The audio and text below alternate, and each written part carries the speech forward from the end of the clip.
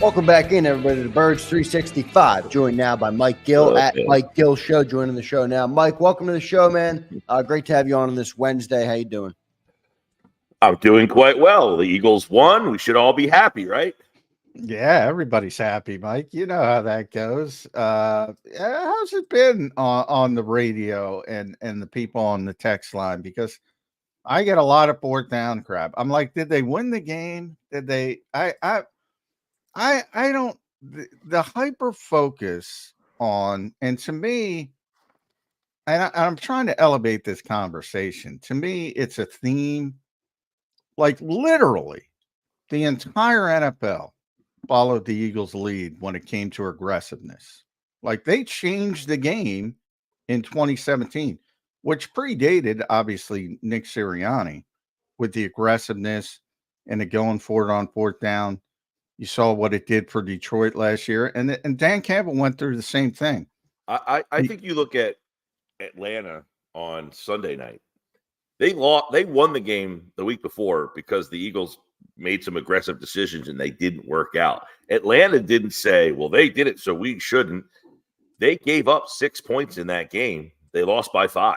They went for it on fourth down. I see what you're saying too, John. Is I watch the games all the time now, and I see it, there's that high school coach somewhere in Mississippi. I think he goes for it on never goes down. for it. Yeah, he never punts. They did a whole Real Sports on him that he never punts, and the league is like turning into this. We're just going to be overly aggressive, and the concept of you're going to have to stop us 4 plays is really starting. And listen, it's a mentality that if you ask a lot of former players, especially offensive players, they like the fact Dallas Goedert said it yesterday. I had Colin Thompson on my show. They want the coaches to show trust in them. They want that. They say it's 4th and 1, believe in us, we'll get it, as opposed to coddle us and we won't get it, stuff like that. So I don't know. It's a weird dynamic. To answer your first part of the question, what is the reaction? It's mixed. We had a poll question. It was about 50-50. Are you happy with the Eagles win? 54% yes, 49% no. And the no's, I think, are, if you were able to break down the poll and look at the ages, I would imagine they're on that. Yeah, I should be on the punt the football because of my age in theory. And I'm like, why am I got to be the 4th? It's shocking. It is shocking. It is, but I think, listen, there was a time where, I was an irrational fan that would just knee-jerk reaction to everything I saw in the moment. And then when you do a job like this and you talk to people that played the game or work in the game and you get more information, I might not like I say this all the time to you, John.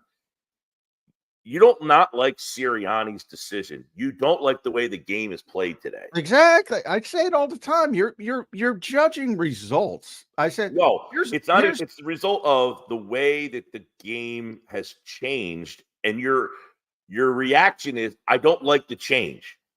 And then you're blaming Sirianni for the change. It's not Sirianni who's really changed. It's the game that has changed, and Sirianni's just a part of it. It's an organizational philosophy of we are going to use analytics and we're going to go for it and we're going to be aggressive. A lot of people would say, well, the one thing I don't like about it is analytics don't tell you what the score is, how much time's left. Like, does it say, hey, go for it on 4th down and 3 from the 39 when the score is 7-6? Or does it say, don't go for it if it's 13-3, or go for it if it's 30? But I would say that's the ironic thing, Mike, because he doesn't always go for it. And then it becomes, well, why did he go on 4th and 3 here when he didn't go 4th and 3 there? Because he is taking into account what he calls his own studies and whatever. And he's taking into account the game. Could be a situation like New Orleans lost their starting center. Numbers aren't going to tell you that. They might have been more prepared to do some stuff with Eric McCoy than without Eric McCoy. So you have to have a gut feeling as a head coach. And I think that gets in the hot water because everybody's like, well, you go for it on 4th and 3 doesn't mean you're always going to go for it on 4th and 3. But right. the overriding fact, the flip side to that, to me, and I said this Sunday, was the only team that was more poorly coached than the Eagles was New Orleans, because the flip side of not being aggressive was the result of the Saints being so conservative. They didn't trust their players at all, and I think it cost them the game. Like, the fact that they were so conservative in that game. You're at home. You have this offense that's scoring at will all season long. And for whatever reason on Sunday, you decided that our offense is some Punch and Judy 220 hitter. Like, what was going on there? I don't understand how conservative they got in the game. So I think on the other side, their players are saying, come on, give us a little trust here. And they're punting the ball. They hadn't punted the ball once all season.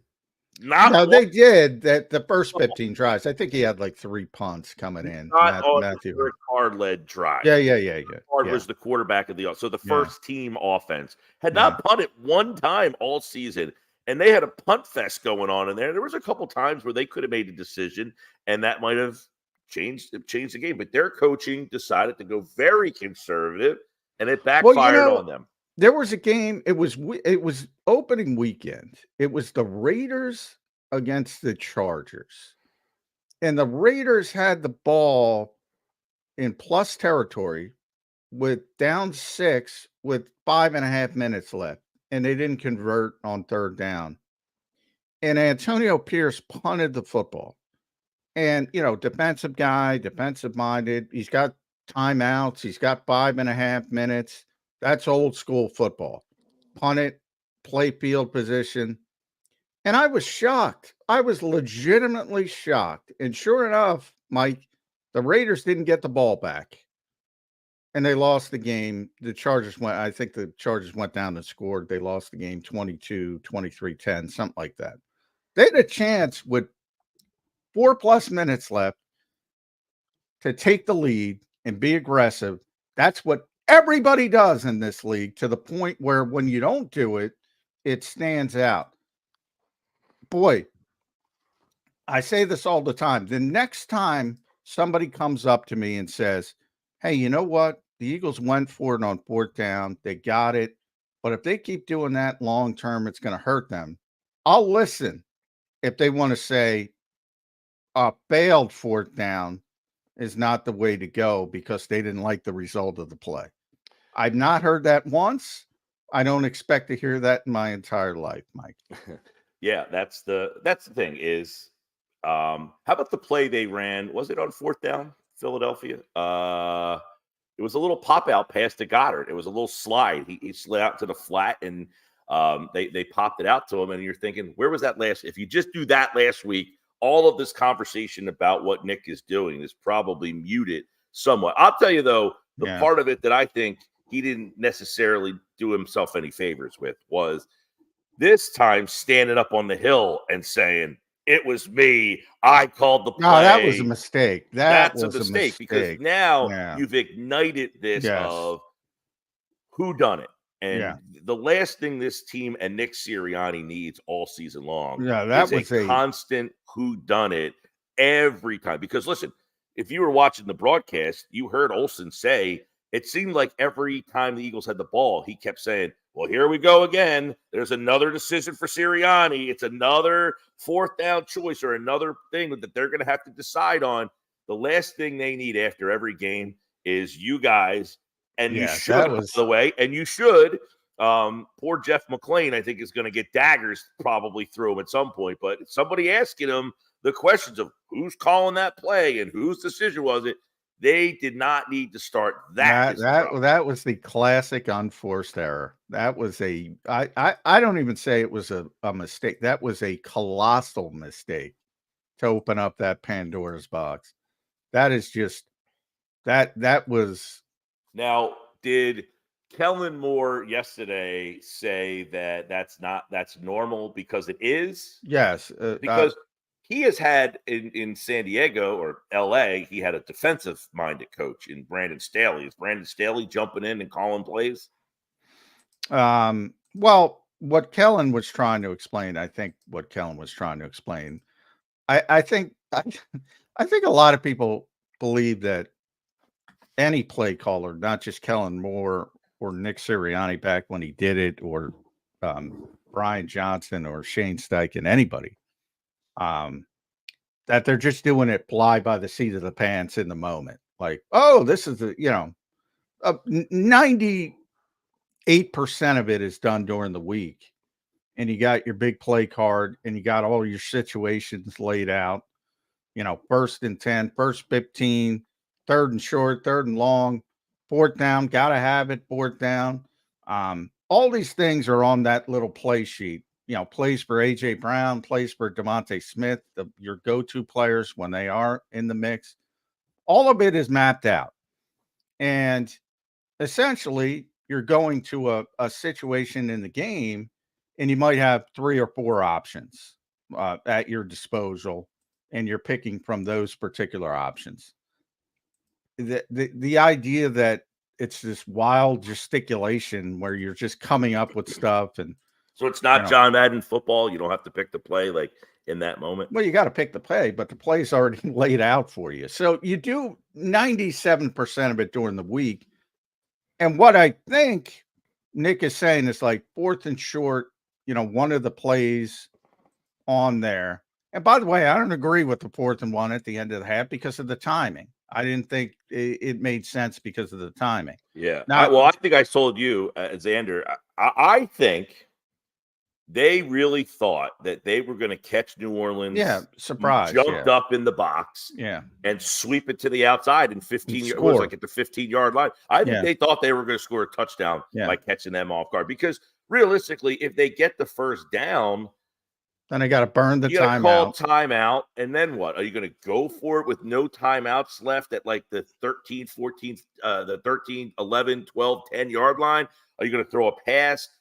Are you going to, you could then take a sack. You could throw an interception. You could throw one, short of the end zone. So it just doesn't feel like, hey, let's get a yard on a tush push. Yeah. And get a first down here. And then just kick the field goal. I feel like he thought they were going to score on that particular play call by catching them off guard. Yeah. And that particular play call, which they did run last year once, I think, at least once, successfully, was obviously in the game plan. And that was put in the game plan during the week. And I'm with you. I think they were trying to surprise them. And look, if that's 3rd and 1, that's a good play call. Try to surprise them. 4th and 1, if you don't get the first down, you're taking 3 points off the board. So that's why the timing aspect of it is why I didn't like that particular play call. But yeah, I mean, the theme of 4th downs, though, drives me crazy because it has been this team literally has won Super Bowl championship, and they would not have it if they were not aggressive. If Nick Foles doesn't go 4th and 1 to Zach Ertz, you know how that game was going. The Patriots go right down the field, score, game's over. They couldn't stop the Patriots at all. And I still remember talking to Frank Reich after the game about that particular play. And that's when he called, Frank doesn't curse.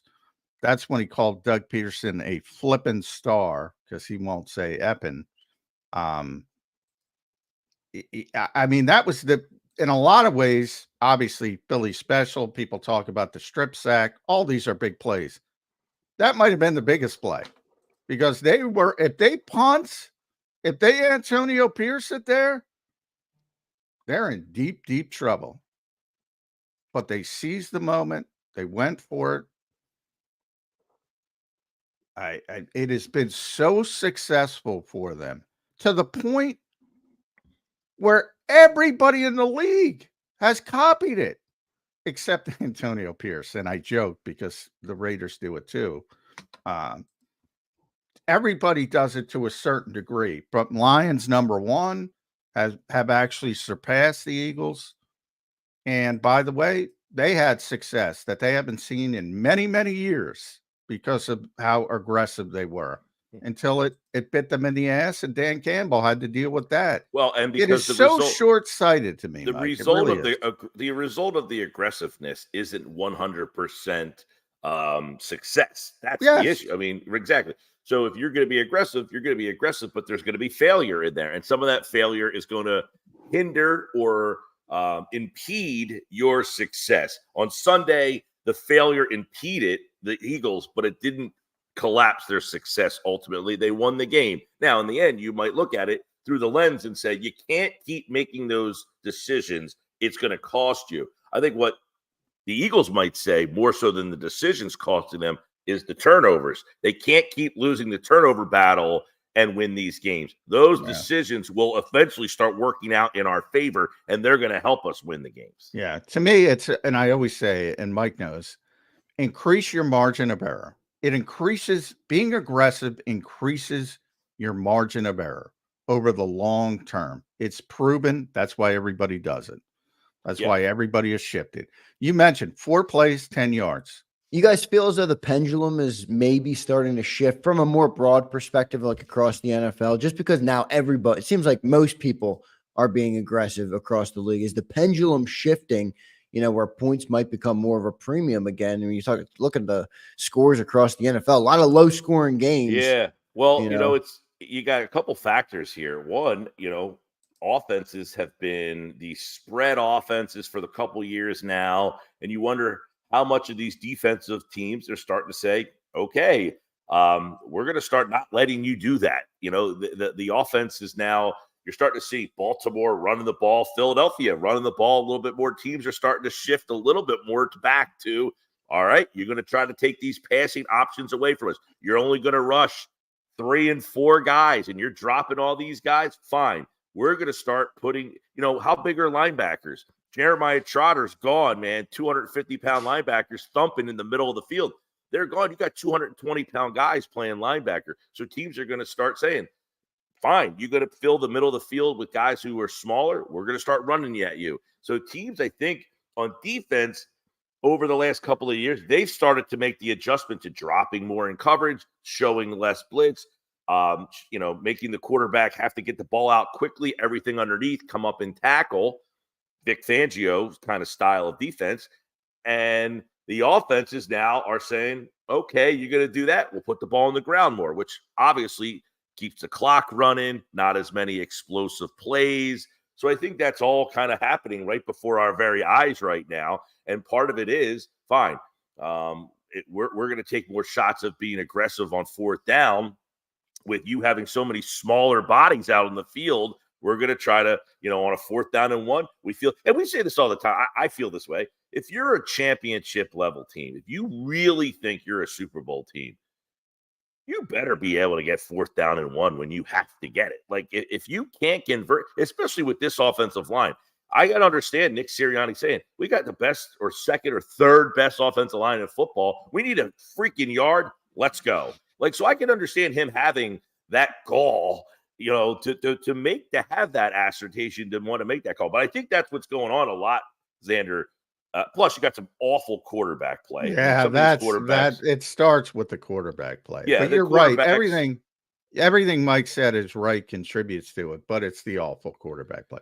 The points down is about the awful quarterback play. Yeah, we got $50+ million quarterbacks that stink on it. It's not even just the rookies and the bottom of the barrel guys. Let's go to the perfect example of this is Carolina. They were the worst team in the league by far for 2 weeks.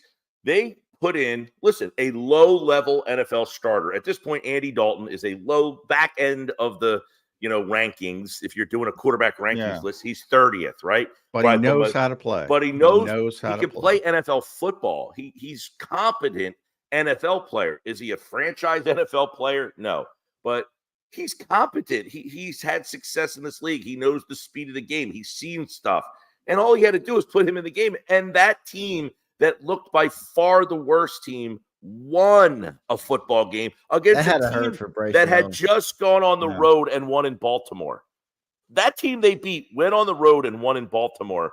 And all they did was put Andy Dalton in the game, and they won a football game. Now, every once in a while, there are exceptions. Everybody thinks Jaden Daniels an exception after one game. They didn't look very good in the first 2 games, but he played exceptionally well. And by the way, I said here and on my show, I think Washington has a chance to be scary if that kid is the quarterback that kind of rises from this group. And right now he had an awesome game, and I'm kind of cheering for him. You know what happens there, and you saw it last week with CJ Stroud, because CJ Stroud's that guy, right? Yep. And then Brian Flores showed up, and he didn't know what the hell was going on. Yeah. So now Bo Nix kind of came out of the ashes this week and actually played a decent game down there in Tampa. Yeah. But the consistency, can Bo Nix be a consistent player week to week to week? I don't think he's ready for that. So the quarterback play has really contributed a lot to this. And if you have a quarterback that you have trust in, you're going to have a little bit longer of a leash and make some more aggressive decisions. Yeah, but to Zander's point, all that, but the quarterback play starts with the poor offense. But to Zander's original point is, are things going to shift with the 4th down? That horse is out of the barn, man. They figured that out. That ain't changed. When you watch the games on Monday night, Buck and Aikman have a graphic that goes up on the screen of what the analytics are telling you to do. And how many times are you like, it's everywhere, They have a graphic. It comes up. It says there's 20. There's 20 websites you could punch in the numbers. That's what. And people thought Jeffrey Lurie would get upset by that because he was downplaying. A bunch of people told me that he's downplaying the analytics department. No, he's just pointing out that anybody can punch in the numbers. It's not about punching in the numbers. But didn't Rich Kotite have a chart, but it was smeared one day? The rain had smeared the chart. That was back in the old days when it was old school football. And a lot of people, that was whether to go for 2 or not. When it was our buddy Seth Joyner style football. Look, if you want to play that way, you're hamstringing yourself. And that's the thing. To me, it's not guaranteeing success. Nothing can guarantee. If you could guarantee success, it'd be really easy to do. Nobody can do that. You're increasing your margin for error. That's all you're doing. You're trying to get a slight advantage.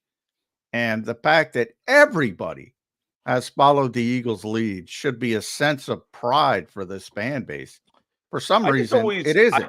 I asked this question last week. I wanted to try to get in the heads, and I don't know if I really want to do this because it might scare me a little bit, but bring me in the heads of the person who always defaults to blame the coach over the players. I will never understand why people want to blame coaches more than the guy making $13 million. It's one of the most bizarre things to me. The whole Barkley play. Everybody's blaming Sirianni. How could you go on that ball? How could you not kick it? How could you throw the pass? How come you don't run it?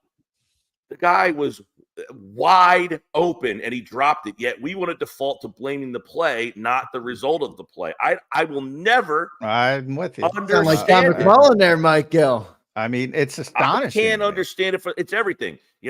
It's this town is an unbelievable study, and if somebody could do the study and somehow find it for me.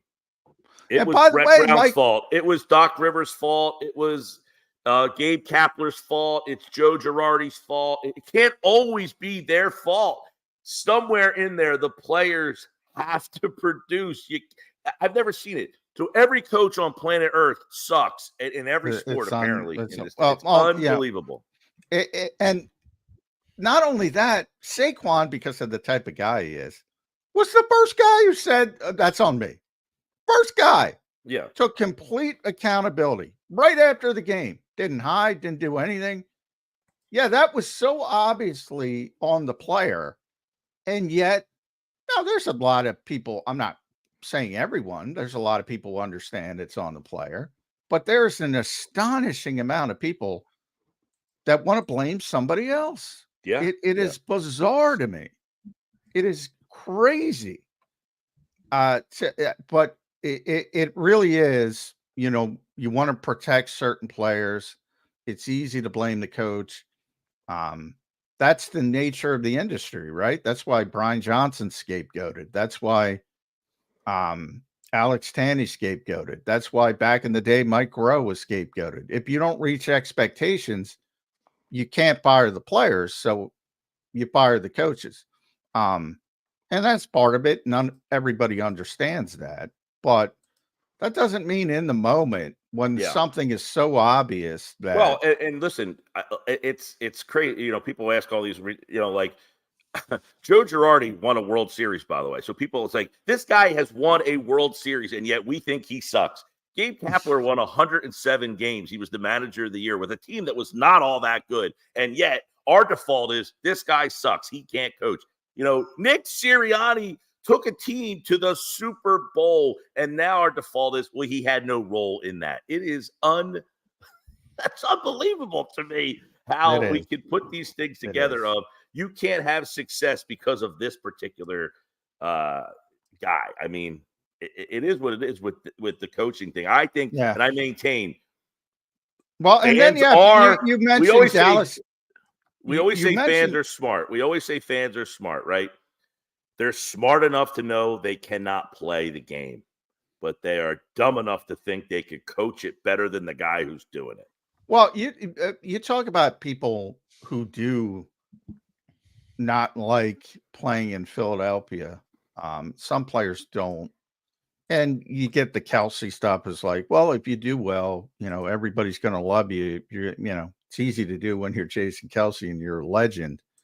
But you got this week after a win, Mike, granted, an ugly win, but a win against a team that was coming into the game portrayed as this juggernaut on the road in a tough place to play, the Superdome. And you mentioned Dallas Goedert. Dallas Goedert's out there, whatever he was on. One of them was on the Dan Patrick show. One of them was on the McAfee show. Yeah. Brandon Graham was doing the same thing. And they're getting questions about Nick Sirianni after a win. Yeah. After a win. And by the way, they're all defending him, of course. Well, I don't anticipate the player going on there and questioning the call, but I did hear Goddard on the McAfee show because we played the audio on our show yesterday, John. Not for you. We played different audio for you. You got me Chris Candy. That was good. I got you, Chris Candy. Chris Candy was he's like Nick Sirianni's got to go, basically. Well, he hates he does not like the coach. I asked Colin Thompson this yesterday about the play calls and fourth down and all that stuff. I said, if you're in that huddle and you hear that play, and it doesn't work. And it doesn't work over and over, okay? Does that start to have splits in the locker room? He says, for a weak-minded player, maybe. Like if you're a strong-minded guy that just moves on and puts it in the past, you want that play call to be go for it every single time. You're, as an offense, don't want to hear we're kicking a field goal because in your mind, you kind of failed. Yeah. You kind of failed. So you got to understand the mentality of these guys playing at the highest level. They don't want to be coddled by the coach. They don't want the coach to kind of take the foot off the gas. They want to keep going. And it's hard for us to think like that. But part of the coach's job in our mind, and it's true, it's not to diminish them, is to save you from yourself sometimes and say, listen, we got good enough. Let's just take the 3. And I think they need to find a balance of when taking that 3 is the prudent decision for that moment and in that game. That's where that's where I am. Like, I think there's got to be some nuance, and you can apply this to any philosophy in life, whether it's being aggressive in a football game or anything in your own personal life. There has to be some there is nuance, no absolute. right? There's no. I mean, absolute. But 21 and but 15 that's points in the last 2 games. Like, if you're talking about a 35 to 31 shootout, obviously you need touchdowns to win that football game. We had 12 points or 15 points on the board last game. That's where I think people are calling for nuance more than they're criticizing the overall philosophy. No, they're not. That's my point. Well, that's what I'm saying. No, John. well, you said people, but maybe you are. But people in general, because the week before, it's like, well, you go for 4th and 4 here. You don't go for 4th and 4 there. It's not absolutes. There is nuance. Now, is the nuance correct in the moment? I don't think it was at the end of the half. Anybody who agrees with every decision is wrong, whether it's in politics, their personal life. Everybody who thinks they're right 100% of the time or their side is right 100% of the time put them off to the side. They're morons. There is no absolutes. But if they went for it every time, I would agree with. They don't. Right. The world that we're living in right now, somehow, if you open up the X, formerly Twitter platform, and get defaulted to the For You, holy world, there's a life going on out there. There's a world that I don't want to be a part of. Like, but I can't do the For You. The For You is For You, I need to somehow put a lock on. Can they pay me to have the For You defaulted? Because politics is the best example. I don't want to say it. You go on there. One side is this side lies every single time they talk. The other side, this side lies every exactly. Time. You're a moron. You're literally, if you're in your little political echo chamber, you're a moron. If you think your side has never made a mistake, just think about everyday life. Has there ever been a human being that existed that doesn't make mistakes? You're a moron. I'm not even going to address those types of people because they're not serious people. Same thing, much less important, but same thing in football. But I think what's got lost in all of this is they won on the road in a very tough place to play, and they did not have A.J. Brown to start that game. So you already went into that game. Almost everybody watching, chatting, that will listen to this after we're done being live, you all went in and said, I don't know how we're winning this game. No A.J. Brown and the way their offense is going. Then Lane Johnson goes out. What is the Eagles' record when Lane Johnson doesn't play? Not good. Becton's already out. Covey goes out. Then you're losing that game, and you have to find a way to score a touchdown with Devontae Smith now off the field. So Brown at Smith, 3rd and 16, Covey, Lane Johnson, they're all off the field, and they find a way to win that game. They lose that game in that little 7-game stretch last year. So if we're asking ourselves, have they kind of got past that 7-game stretch? If it seemed like it entered for one day against with a drop pass wide open against the Falcons, maybe that game on Sunday says, okay, maybe this team does have some fight. Maybe they do like playing for this coaching staff. Maybe they like what's going on here. Yeah, they made some decisions that we don't like, but in the end, they won on a very difficult place to play under some really tough circumstances. That should have been the bigger story.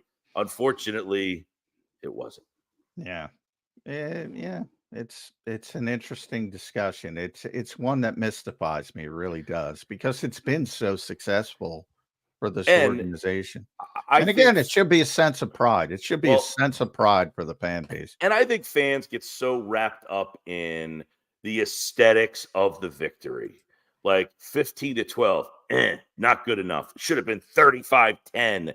Like, if you won 3-0 on the road in New Orleans under those circumstances, you're throwing a party that you got out of there somehow with a win, because that game is now in the box. You put it up on the shelf, and you're past it. It's over with. If we don't know that by now, everybody watches this and says, it's a week-to-week league. Do you even know what that means then? Why do you get so angry seeing what happens in 1 week? And I'm not telling you to be reactional as a fan. You can have reactions and be upset and say, but one team wins 35-7 1 week, and then they lose the next week. And you're like, how the hell did that happen? It happens every week. What do you mean, how the hell did that happen? Yeah. Well, look at Tampa Bay last week. I mean, that Denver was the worst team outside of Carolina we've seen all season. They're horrible, and I guarantee that killed a lot of those. Oh, those things are done. A lot of those knockout pools. Tampa Bay not beating Denver at home, and by the way, they got waxed. It's not like they lost a close game. They weren't Tampa wasn't competitive at home last week. They scored 7 points. Yeah, against Todd Bowles, against a rookie quarterback who looked like garbage. Yeah, it's a tough lead to get a beat on. And that was after, by the way, Tampa beat Detroit. Yeah. So and by the way, Eagles fans, we're going to talk about this later in the week, but I don't like the spot for the Eagles because they played so poorly last week. We talked about that, John. Been thinking about that all week since you said that on the postgame show. Yeah, I don't like the spot. I also don't like the spot because you might not have A.J. Brown and Devontae. Well, that more so. That might be more important. More so. Yeah. So we'll talk about, get to that, A.J. Devontae. Now, in theory, both could play. In theory, both couldn't play. So we'll get a better indication as we get What down there to about practice today. Lane? Lane is in the protocol. So, I mean, history says he's probably not going to play. He has as I mentioned, it's become more difficult to get through the protocol in 1 week. So that's not a good sign for either Devontae or Lane, but it seems more if you're trying to gauge these things, and all concussions are different, so it's impossible to gauge. But if you're just using the numbers of other players, Lane has more of a history with concussions, and it's more difficult to pass the protocol when you have a history. So if I were a betting man, and you can get those odds on BetUS, I would say probably not Lane Johnson. I would say Devontae has a better chance, but that's pure speculation. Concussion protocol is, you're dealing with independent neurologists. Yeah. It's not up to the team. It's not up to anybody else. And by the way, puking after a concussion doesn't seem like he, that. No, and by the way, the science, the honest doctors will tell you the science remains in its infancy. There's a lot of unknowns. He's got his arm around Dom. I mean, he looked like he had a rough night. Yeah. Hopefully he's all right, because that's nasty to take a hit to the head and be feeling like that. Mike, real quick, man, we went through almost a full interview here, but I do want to get your impression. Massive turnaround for that defense, Mike Gill. How encouraged or still a lot of concerns remaining on that defense? They looked like a different team out there in week 3 than week 2. How encouraged are you by their performance in week 3 from perspective of being a defense that can help this team get to a Super Bowl? Well, I mean, I don't want to say that all of a sudden they've turned the corner and they're going to turn into this great defense because they still didn't get a lot of edge rush. This was one, and the defense was predicated on the fact that Jalen Carter just dominated the day. Yeah. And you could see what happens when you have a player of that magnitude doing what you think he could do. Now, how much of that is Eric McCoy goes out early in the game and he's just wrecking the middle of that and getting pushed from the middle. So you didn't have to get as much edge rush because he was getting so much push in the pocket, which is making Carr get the ball. I mean, he's just chucking everything underneath because he didn't have any. Like every time Carr had Carter in his face. Exactly. Yeah. So he had the pocket in his face the whole game. So it's hard to say, they're starting to kind of click and get it. And maybe they are getting more comfortable. They sure are. Third week, you're feeling better, but they still have to find a way to get out. You can't just ride Jalen Carter pushing the pocket back week in and week out. You're hoping that it's a factor week in and week out, but not as big of a factor as it was this past week. He absolutely wrecked the whole game. Obviously, the Bryce Huff stuff, if he has no factor in this season, that's going to be a problem. How much gas in the tank can you keep riding Brandon Graham for?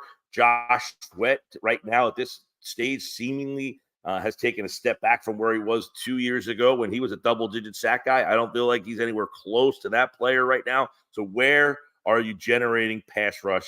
That will be the key to consistency on defense. But for 1 week, they look pretty good. Why? Because they did what they had to do. They got pressure without having to blitz. Yeah. I mean, you're right. When Jalen Carter plays like that, to me, if I'm basing the Eagles defense, Jalen Carter's not seeing, I'm sliding everything to Jalen Carter. He's getting constant double teams and somebody else has got to beat me. And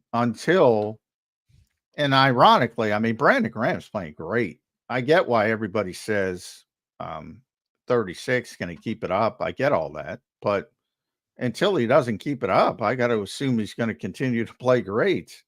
And I think Josh Sweat has been fine. I think, the numbers aren't there, but they'll come. The issue becomes with Jordan Davis, Nolan Smith, Bryce Huff, the younger players. They got to step up at some point. Is that going to happen? It's not looking good right now. Yeah, don't feel great about it. Yeah. At Mike Gill Show, make sure you follow Mike on X, x.com platform, and don't click on the For You, as he mentioned. It's just going to ruin your day. Yeah, 97.3 ESPN, the Sports Bash, 2 to 6 every day, drive time. So you can hear more Mike Gill. Where should we end it, Mike? What about the quarterback turnovers? That's got to stop too. And I don't blame the interception, as Kellen the fumble Moore was the one where the fumble was the one where you're like, that's clear. Now, obviously, we're watching it, and you can see the guy tailing him from the backside and getting ready to swipe. Yeah, but he's got to be aware. He's got the ball hanging out here. You did see him later in the game kind of two-hand it a little bit more, but you can't 7 straight weeks with an interception. The fumble's one thing. You get 7 picks. They're coming in the red zone. People are complaining about they left all these points on the board. Well, there was 6 right there that wasn't converted. That you got to find a way to start converting those things. And look, if we believe that they can get cleaned up, then that's another reason why these play decisions won't be as a big of a factor. And hopefully as they keep kind of going for it, it'll start evening out. And some of that aggression will start to benefit you as opposed to us bitching about it the next day, 4 days later. Yeah, fair points. But, I will say my get out of here will be, there's a hurricane happening this week in Tampa. Yeah, that's true. And too. my Tampa people tell me there are contingency plans on potentially moving the game, all that kind of stuff. So, we're going to get Tom Brady on the call this week. Tom Brady on the call. Yeah, maybe they usually move him to Detroit. Are the Lions home? Ford Field seems to be the place to go. I don't know if the Lions are playing at home, but we'll have to check that out. I don't know what the contingencies are. Hopefully the weather breaks right. Tampa's a fun place to go for people. I'm sure Eagles fans are Detroit traveling. Plays Monday night. Yeah, and they are at home. That's in Detroit. And they're at home Monday night. Yeah. But they'll go back to back. Ford Field seems needy. They're your needy friends. They'll say, yeah, we'll host the game. Yeah. I don't think that's going to come to fruition, but Eagles fans travel well, so obviously they want to go to Tampa generally. And you have Clearwater, the whole Phillies connection, so always a big trip for Eagles fans. Hopefully the weather works out. No doubt. We'll see. Get these injury reports, see what it looks like, because 2 receivers being down, that's the one spot. When we were in training camp and you're trying to find things to talk about, John, who's going to replace those 2 guys? If one of them gets hurt, now both of them are hurt.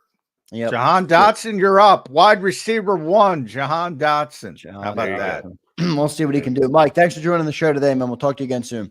Thanks, Mike. See you guys. There's Mike. Follow Mike on Twitter at Mike Gill Show. Great stuff from Mike Gill. Nice nuanced discussion of the coaching there with Mike Gill. So good stuff from Mike Gill. Make sure you follow him and listen to his show on 97.3 ESPN. He does a great job on 97.3 ESPN. We're going to take our commercial break. I gotta talk to Johnny Mack after the break about our man, Zach Bond.